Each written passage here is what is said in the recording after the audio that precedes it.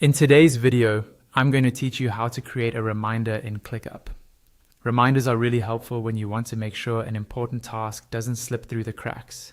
In this walkthrough, I'll guide you through the simple process of setting up a reminder directly from your list view in ClickUp, so you can stay on top of your work with minimal effort.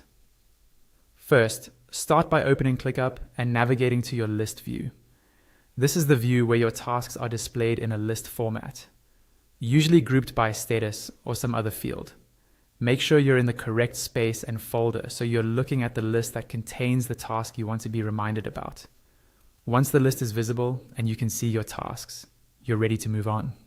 Next, find the specific task that you want to create a reminder for. Take a moment to double check that this is the right task, especially if you have similar task names. Now, move your mouse cursor and hover over that task.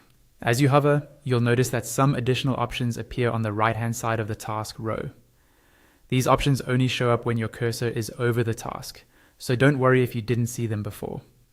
Among those options on the right, look for the three dots icon, often called the More Options or Overflow menu. Click on those three dots. This will open a small menu with several actions you can take on that task. In this menu, you'll see options related to scheduling, reminders, and other task-specific settings.